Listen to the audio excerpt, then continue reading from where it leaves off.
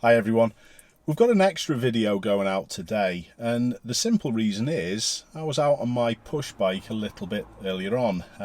Actually what I was doing, two reasons: trying to get a little bit fitter, but I was actually testing out what cameras I'm going to use, because I did even say in my last Drive Like an Instructor video that I was potentially going to be doing some cycling videos and seeing things from a cyclist perspective. So I went out for about half an hour or so, and this happened. Have a little look at it.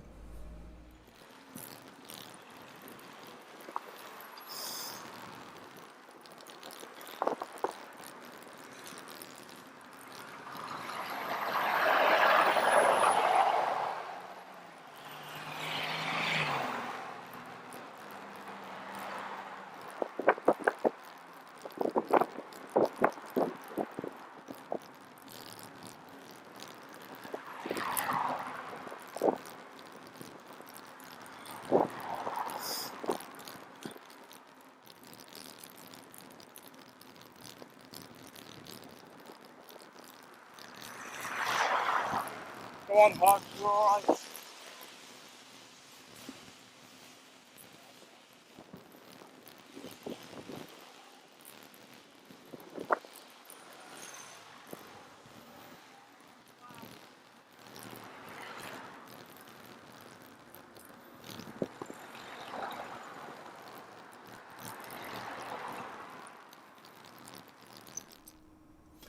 It wouldn't be me if I didn't analyse a video, so we're going to have a little look at this.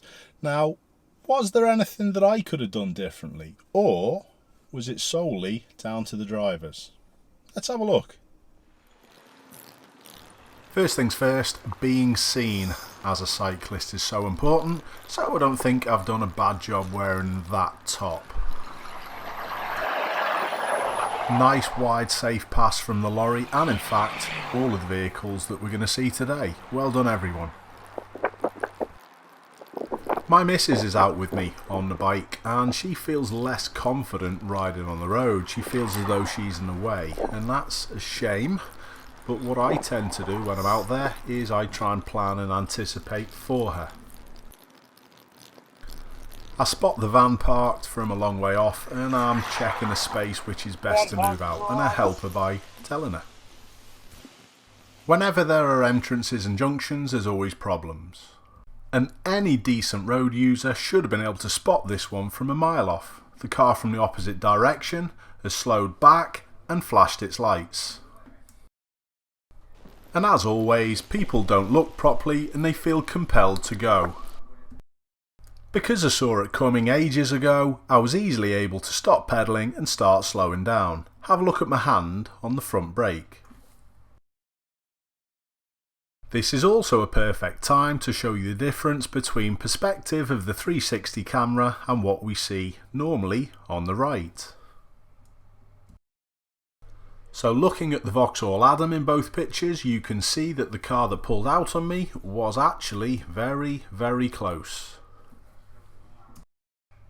But still, in the same ways you should drive, you should never ride where you couldn't stop and the distance you see is clear.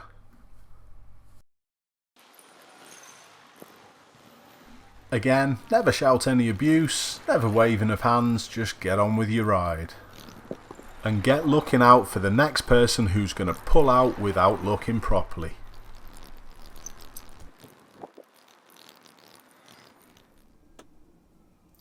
So this is proof, even when you are wearing bright clothing, even when you try and position yourself for the best view, these cyclists are going to be missed by car drivers. Car drivers pull out on cyclists all the time, so it's something that when you're in your car you've got to be really aware of.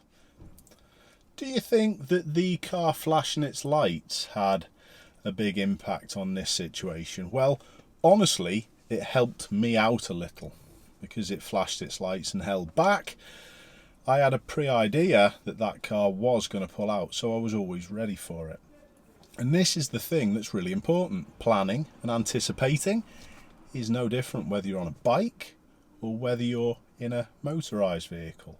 And people who are on bikes sometimes don't anticipate and plan well enough. I'm going to show you this in another video coming up in a couple of weeks. Over the next couple of months, I'm going to try and get out on my bike a little bit more, and what I'm also going to do is take my video cameras with me. As far as I'm concerned, if drivers are able to see things from the cyclist perspective a little more, I think that they've got a better chance of looking out for them and driving accordingly and making the whole roads a better, safer place. So I'm going to go on a little bit further with this cyclist route. As for now, I think we're done with this. Thanks a lot for watching, and I'll see you all soon.